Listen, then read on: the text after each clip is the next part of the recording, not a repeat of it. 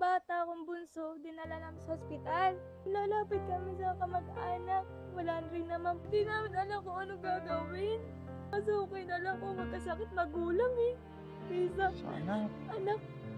Kung ikaw ba pipiliin, bilao o bayong? Judian! Halik. Kuya, Oh, kamusta ka na? okay naman po. Anong ginagawa mo dito? Nananalbos po. Naku, kamusta ng buhay mo? Ito po, medyo mahirap. Halika dito muna. Tagal na tayong hindi nagkita. Ano nga po eh. Kamusta ka na? Pareho, nagtatalbos o parang pambili ng bigas ho namin. Ano ito? Pinitinda mo? Tinitinda po. Pumunta kasi kami sa inyo. Wala ka daw doon. So, yung anak mo lang ang nandoon. So, dito ka daw. So, tinuro naman sa amin. Buti na nga at nakita ka namin. Pareho eh. Kailangan namin magtinda kahit paano ng pambaon, pambiling bigas. At saka ho, nakaranas ho kami nung nagsabay-sabay ho yung mga bata na magkasakit. Yung bata kong bunso, dinala namin sa ospital. Yung walang-wala po kami. Yung lalapit kami sa kamag-anak, wala rin naman po sila. Yung bagang gusto na namin may sugod, hindi namin may sugod. Sabi ko, tara na! Tumawag ka na ng ambulansya. Bumaba na ako, dala-dala ko yung bata. Sabi ko, bahala na, may tutulong sa atin. Hindi namin alam kung ano gagawin. Walang-wala kami mahihiya tulong doon. Kamusta na yung anak mo ngayon? Ayun o, nagbabawi pa lang ho. Hindi pa ganong kumakain. So, okay na lang po magkasakit magulang eh. Kaysa Sana. anak. Kasi matitiis namin. Eh, paano yung bata? Ang hirap po. Yung wala ka maibigay na gamot, napakahirap po. Sabi ko, anak, pasensya na, wala tayong ganyan. Magtiis na tayo.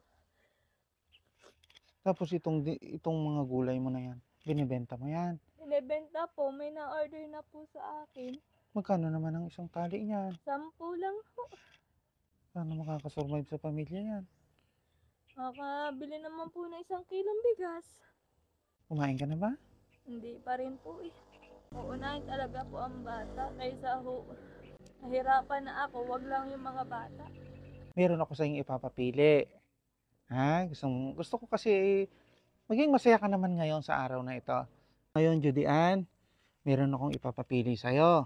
Kung ikaw ba pipiliin, bilao o bayong? Bilao po. Bakit bilao?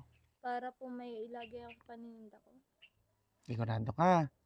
Bibigyan pa kita ng isang pagkakataon. Kung ikaw ba pipiliin, bilao o bayong? Bilaon na lang po. Isa pang pagkakataon, Judian. Bilao o bayong? Sige po, bayong na lang po. Para may lagayan po ako kahit paano ng pagkain ko man lang po. Pag nag-ano po ako nangunguha ng talbos, para lagayan ko man lang po. Ito, final na to. Bilao o bayong? Bayong po. Sigurado ka, bayong talaga?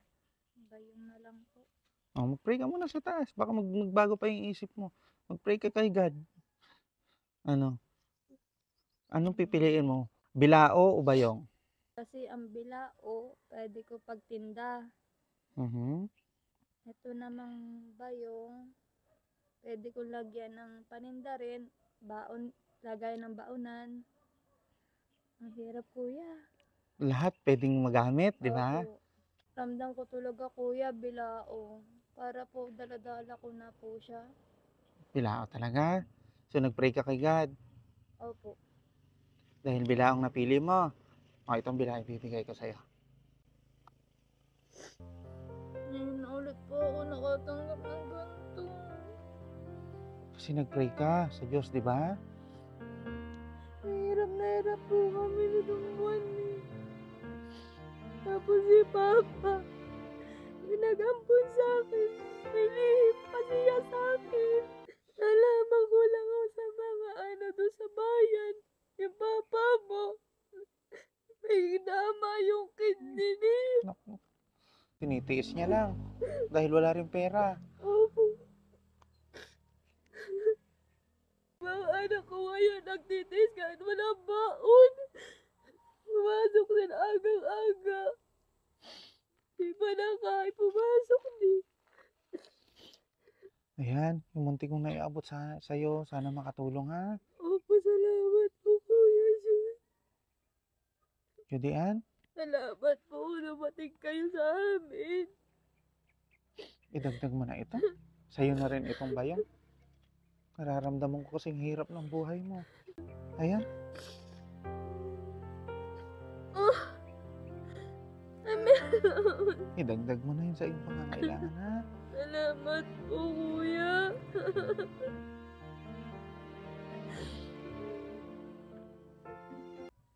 O, sa sitwasyon ng tao na ito.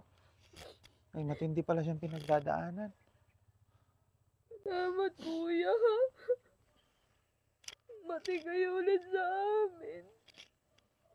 Kumayat ka nga ngayon. Dahil ba sa problema yan? Nagkasakit po, tapos isipin po pagkaraw-araw.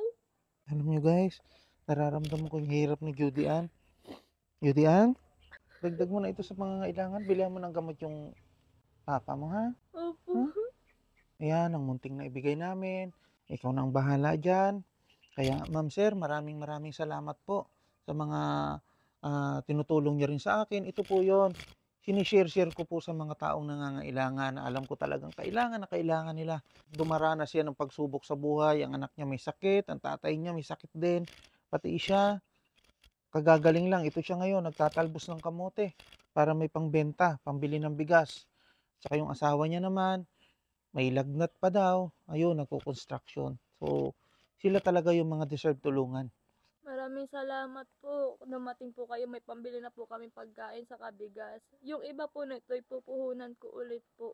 Hindi ko naman po akalain na darating kayo sa sitwasyon po namin ngayon na talagang walang-wala po. Tiis ho kami, umagahan po, wala pa kami. Hindi pa kami nagkakape, pumasok na yung mga bata. Ito ho, naglakad ho ako papunta rito. Sabi ko, mananalbos ako anak para may panghabol ako sa inyo pantanghalian. Tapos dumating kayo, thanks God po talaga Salamat sa Diyos. na dumating kayo yung may habol ko. May bibili ko pang ano nila ngayon, tanghalian. Oo, pagkatapos yun, pahinga ka muna, bumili ka ng pagkain ng anak mo, bumili kayo ng pagkain, tapos bili ka rin ng vitamins ng anak mo, may susobra pa dyan, ha?